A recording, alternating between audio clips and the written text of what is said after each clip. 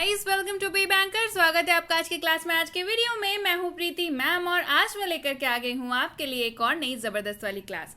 Basics English की series में आज सीखने वाले हैं FEW फ्यू। इसको पढ़ते हैं। जी हाँ, फ्यू के प्रयोग आज सीखेंगे। फ्यू जो है काफी ज्यादा कंफ्यूजिंग रहता है लोगों के लिए, बट अब से आपके लिए नहीं, क्योंकि आज मैं बताऊंगी आपको फ्यू के सारे कॉन्सेप्ट्स और कब कहाँ कैसे इस्तेमाल करें FEW फ्यू को जानेंगे। तो चलिए शुरू करते हैं आज की क्लास। उसके पहले अगर चैनल पर नए हैं, पहली बार इस क्लास को देख रहे हैं, तो जल्दी से कर लीजिए चैनल को सब्सक्राइब करते वक्त बेल आइकॉन दबाना बिल्कुल मत भूलिएगा, ताकि जब भी हमारी कोई नई क्लास आए सबसे पहले आपको पता लग जाए। आप सीधे हमसे जुड़ सकते हैं व्हाट्सएप नंबर के जरिए हमारी बुक्स, हमारी ई बुक्स, हमारी पेड कोर्सेज के बारे में जानने के लिए। साथ ही साथ ये वाली क्लास और इसके जैसी ढेरों क्लास डायरेक्टली अपने मोबाइल तक पाने के लिए आप कर सकते हैं हमें किसी भी सोशल मीडिया साइट्स पर फॉलो। तो चलिए शुरू करते हैं आज की क्लास। सबसे पहले जान लीजिए फ्यू का मतलब क्या होता है। किसी भी शब्द को इस्तेमाल करने से पहले क्या जानना जरूरी है? उसका मतलब जानना जरूरी है, तभी तो इस्तेमाल कर पाएंगे सही से। तो सबसे पहले जान लेते हैं फ्यू का मतलब क्या होता है। तो भाई फ्यू का जो मतलब होता है वो होता है कुछ, थोड़े, थोड़ा या अल्प, है ना। मतलब जब स्मॉल क्वांटिटी की बात करें, थोड़ा, कुछ, है ना, अल्प, इस तरीके से जब बात करें तो फ्यू का इस्तेमाल हम लोग कर सकते हैं। लेकिन सबसे जरूरी बात जो फ्यू के बारे में है वो ये कि फ्यू जो है वो हमेशा काउंटेबल नाउन्स के साथ यूज होता है। अब काउंटेबल नाउन्स क्या होते हैं ये समझिए। ऐसी कोई भी चीज जिन्हें आप गिन सकते हैं, जैसे कलम गिन सकते हैं, पेन गिन सकते हैं, कॉइन्स पैसे चिल्लड़ गिन सकते हैं, कपड़े की शर्ट कितने हैं, 5 शर्ट है, 10 शर्ट है, गिन सकते हैं। लेकिन पानी गिन सकते हैं क्या? नहीं गिन सकते हैं। तो काउंटेबल नाउन्स के साथ जो है वो फ्यू हमेशा इस्तेमाल होगा, ऐसी सारी चीजों के साथ जिन्हें आप फिंगर टिप्स पे यानी कि उंगलियों पर गिन सकते हैं। 1 2 3 4 5 6 ऐसे नंबर्स में जिन्हें आप गिन सकते हैं, तो बेसिकली काउंटेबल नाउन्स के साथ फ्यू का इस्तेमाल होगा। क्लियर? तो चलिए जान लेते हैं ढेर सारे एग्जाम्पल्स फ्यू पे based. Give me a few days time, मुझे कुछ दिन का समय दीजिए। Give me a few days time, मुझे कुछ दिन का समय दीजिए। Give me a few days time. आप यहाँ पे दिन मांग रहे हैं ना, कितने दिन? फ्यू डेज मतलब कितने दिन मांग रहे हैं आप? भाई 2-4 दिन, 5 दिन, फ्यू डेज का टाइम दीजिए, है ना। Give me a few days time. I have a few pens, मेरे पास कुछ कलम हैं या मेरे पास कुछ पेन हैं।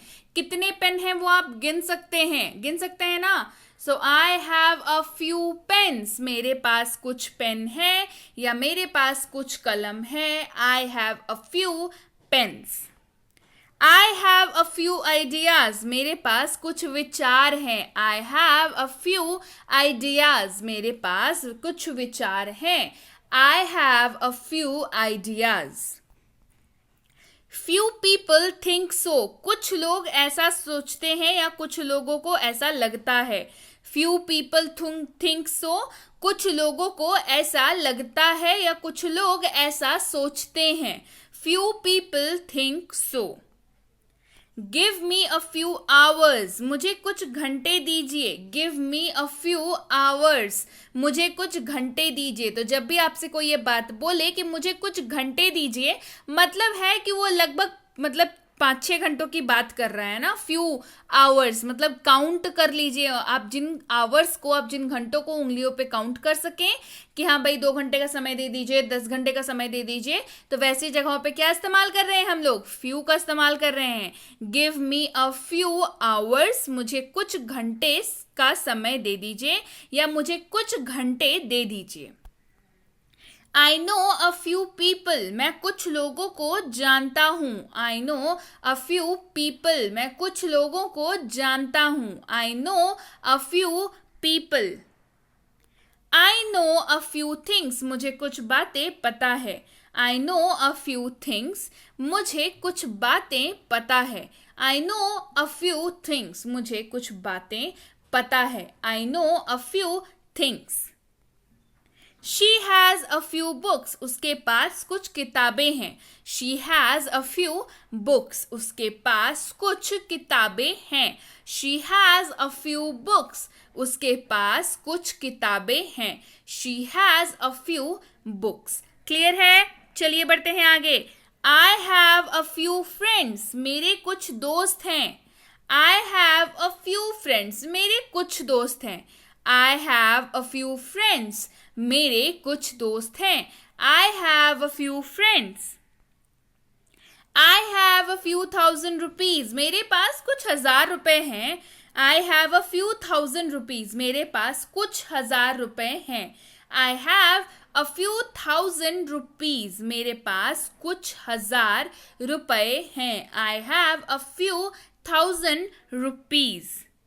Can you wait for a few minutes? क्या आप कुछ मिनट इंतजार कर सकते हैं? Can you wait for a few minutes? क्या आप कुछ मिनट इंतजार कर सकते हैं? Can you wait for a few minutes? क्या आप कुछ मिनट इंतजार कर सकते हैं? Can you wait for a few minutes? I will make a few calls. मैं कुछ कॉल करूंगा. I will make a few calls. मैं कुछ कॉल्स करूंगा या मैं कुछ फोन करूंगा, है ना. नंबर ऑफ कॉल्स आप गिन रहे हैं यहाँ पे. I will make a few calls. मैं कुछ कॉल करूंगा. I will make a few calls. I can wait for few hours. मैं कुछ घंटे तक इंतजार कर सकता हूँ. I can wait for a few hours. मैं कुछ घंटे तक इंतजार कर सकता हूँ या मैं कुछ घंटों तक इंतजार कर सकता हूँ. I can wait for a few hours. मैं कुछ घंटों तक इंतजार कर सकता हूँ. I can wait for a few hours. I have seen him a few times. मैंने उसे कुछ बार देखा है. I have seen him a few times. मैंने उसे कुछ बार देखा है. I have seen him a few times. We have met a few times. हम कुछ समय मिले हैं या हम कुछ बार मिले हैं. We have met a few times. हम कुछ बार मिले हैं या कुछ समय मिले हैं. We have met a few times. I have a few questions. मेरे पास कुछ प्रश्न हैं. I have a few questions. मेरे पास कुछ प्रश्न हैं. I have a few questions. मेरे पास कुछ प्रश्न हैं. I have a few questions. I will need a few things. मुझे कुछ चीज़ों की ज़रूरत होगी. I will need a few things. मुझे कुछ चीज़ों की ज़रूरत होगी. I will need a few things. मुझे कुछ चीज़ों की ज़रूरत होगी. I will need a few things. Clear है? चलिए बढ़ते हैं आगे. I will stay a few more days. मैं कुछ दिन और रहूँगा. I will stay a few more days. मैं कुछ दिन और रहूँगा. I will stay a few more days. मैं कुछ दिन और रहूँगा. I will stay a few more days.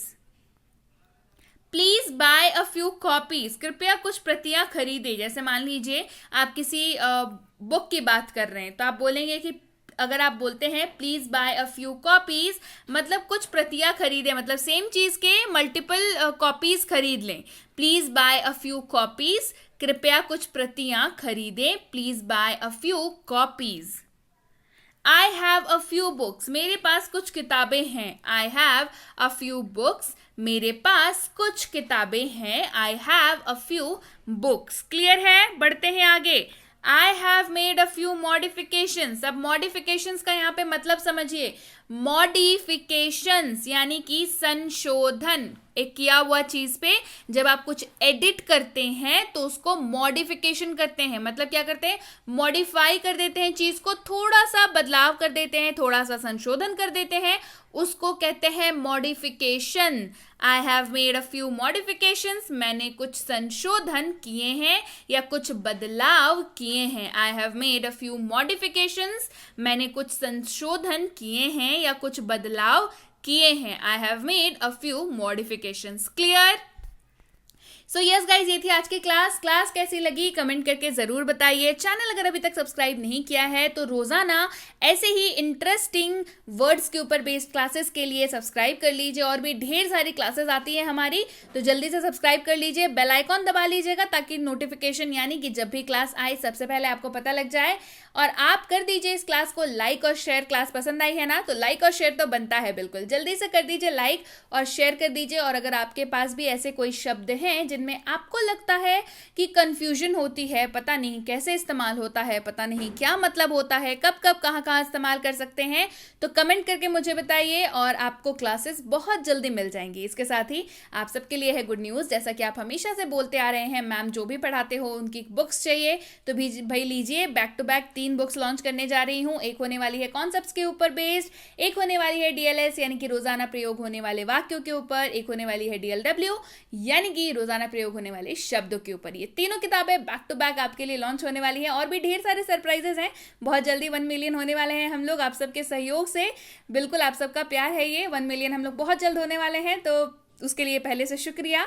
तो चलिए, इसके साथ ही अगर आप हमसे जुड़ना चाहते हैं हमारे फ्री स्पोकन इंग्लिश कोर्स में, तो इसकी इंक्वायरी आप इस नंबर पर कर सकते हैं। फ्री स्पोकन इंग्लिश की कोर्स है यानी कि 60+ इसमें आपको वीडियो लेक्चर्स मिलते हैं, बिल्कुल फ्री वाली कोर्स है, अपने आप में कंप्लीट कोर्स है। इसको लेकर के आप आराम से इसको देख के, पढ़ के, समझ के, प्रैक्टिस करके आराम से अंग्रेजी बोल सकते हैं। कंप्लीट कोर्स है, क्लियर। इसी के ऊपर बेस्ड ई बुक की फ्री सैंपल भी आपको मिल सकती है। करना क्या है, बस व्हाट्सएप करना है कि भाई आप कर लीजिए, मुझे 6.5 घंटे वाली कोर्स चाहिए और सैम्पल ई बुक चाहिए। आपको हमारे टीम द्वारा जो है ये कोर्स और इसकी सैम्पल ई बुक भेज दी जाएगी। इसके साथ ही अगर आप हमसे जुड़ना चाहते हैं हमारे premium WhatsApp spoken English course पे, इसकी इंक्वायरी आप इस नंबर पर कर सकते हैं। भाई इंक्वायरी किस बात की करनी है, इंक्वायरी इस बात की करनी है कि कितने दिनों का कोर्स है, कैसे कैसे होगा, होमवर्क कैसे चेक होगा, डाउट सेक्शंस कैसे क्लियर होंगे, सबसे ज़रूरी बात कि अगली जो है एडमिशन की बैच जो है वो डेट जो है वो कब है, कि अगली बैच जो है किस डेट से शुरू होगी। ये है बेसिक इंग्लिश ग्रामर कोर्स यानी कि इंग्लिश ग्रामर की बेसिक वाली कोर्स। इंग्लिश ग्रामर का बेस क्लियर होना बहुत ज़रूरी होता है। अगर आप किसी भी कॉम्पिटिटिव एग्जाम की तैयारी कर रहे हैं जिसमें अंग्रेजी पूछी जाती है, या इन जनरली भी आपके ग्रामर की बेस का मजबूत होना बहुत ज़रूरी है, तभी जाकर के एडवांस ग्रामर समझ आएगा, तभी जाकर के क्वेश्चंस बनने वाले हैं, उसके पहले क्वेश्चंस नहीं बनने वाले हैं। तो जल्दी से इस नंबर पे इंक्वायरी करिए और बेसिक ग्रामर वाली जो है ना अपनी नींव उसको बिल्कुल मजबूत कर लीजिए, ताकि जब भी आप ग्रामर के क्वेश्चंस देखें आपको अजनबी ना महसूस हो, है ना। ग्रामर जो है बेसिक्स कर लीजिए, ग्रामर काफ़ी हद तक जो है बेसिक्स आपके हो जाने पे ही क्वेश्चंस आपसे बनने लगते हैं। इसके साथ ही ये है basic English grammar for kids. अब भाई जिनके घर में बच्चे हैं उनको पता होगा कि बच्चों को ग्रामर सिखाना बच्चों का खेल नहीं होता, लेकिन अभी आसान है क्योंकि अब बच्चे सीखेंगे खेल खेल में ग्रामर। जी हाँ, ये एक्सपर्ट्स द्वारा डिज़ाइंड एक कोर्स है, बच्चों के बिल्कुल साइकोलॉजी के ऊपर बेस्ड इसको डिज़ाइन किया है हमने, जिसमें बच्चों को खेल खेल में ग्रामर सिखाया जाता है। उनको चीज़ों से, उनके खेल से रिलेट करके उनको ग्रामर सिखाया जाता है, जिससे बच्चे बहुत जल्दी ग्रामर सीख जाते हैं, उनका कॉन्सेप्ट जो है वो बिल्कुल क्रिस्टल क्लियर हो जाता है। तो इस नंबर पर इंक्वायरी करिए, पता करिए इसकी अगली बैच कब शुरू हो रही है। और अगर आप वाकई आप इंग्लिश ग्रामर और राइटिंग सेक्शन में फंसते हैं स्कूल में, जी हाँ ये स्कूल वालों के लिए कोर्स है। आप किसी भी स्कूल में पढ़ते हो, आप किसी भी क्लास में पढ़ते हो, आप किसी भी बोर्ड के स्टूडेंट हो, ग्रामर और राइटिंग सेक्शन से पाला तो आपका ज़रूर पड़ता होगा और मुश्किल भी लगता है। तो अगर आपको मुश्किल लगता है तो अब इसकी टेंशन की बात नहीं है, क्योंकि English grammar and writing for school यानी कि कॉम्बो कोर्स है, दोनों ही चीज़ें इसमें आपको कराई जाएंगी। इसके साथ और भी ढेर सारी चीज़ें कराई जाती हैं, जैसा राइटिंग सेक्शन में स्पेलिंग मिस्टेक्स होते हैं ना, इसको करने के बाद नहीं होंगे, रिड्यूस हो जाएंगे बिल्कुल। मार्क्स फुल में फुल आने के चांसेस जो है कई गुना ज़्यादा बढ़ जाएंगे आपके, क्योंकि आपको समझ आ जाएगा कि भाई एक्चुअल में आपकी अप्रोच क्या होनी चाहिए ना। टेक्निकल अप्रोच बेसिकली अगर आप राइटिंग सेक्शन में रखते हैं तो आपको फिर नंबर लाने से कोई नहीं रोक सकता। तो जल्दी से इस नंबर पर इंक्वायरी करिए, पता करिए इसकी अगली बैच कब शुरू हो रही है। और अगर आप वाकई एक सीरियस एस्पिरेंट हैं जो किसी भी ऐसे कॉम्पिटिटिव एग्जाम की तैयारी कर रहे हैं जिसमें अंग्रेजी पूछी जाती है, तो ये कोर्स बिल्कुल आपके लिए है। इसमें आपको इंग्लिश की पूरी की सिलेबस कंप्लीट कराई जाती है, चाहे वो आरसी हो, वोकैबुलरी हो, ग्रामर हो, बेसिक क्वेश्चंस हो, एडवांस क्वेश्चंस हो, यानी कि बेसिक से शुरुआत करके, 0 लेवल से शुरुआत करके एडवांस लेवल तक के क्वेश्चन इसमें आपको कराए जाते हैं। तो इसकी इंक्वायरी भी आप इस नंबर पर कर सकते हैं। इंक्वायरी करते वक्त ध्यान रखें, कोर्स का नाम लिख करके इंक्वायरी भेजें ताकि हमारे प्रतिनिधि आप तक सही समय पर सही जानकारी पहुंचा पाए। जानकारी मिलने में लगभग 12 से 48 घंटों का वक्त लग जाता है, तो कृपया प्रतीक्षा करें और अगर मैसेज कर दिया है तो निश्चिंत हो जाएं, आपको रिप्लाई जरूर मिलेगा. So yes guys, that's it for today. Thank you so much for watching be with B banker, empowering life through knowledge. Thank you so much for watching. Stay tune to B bank.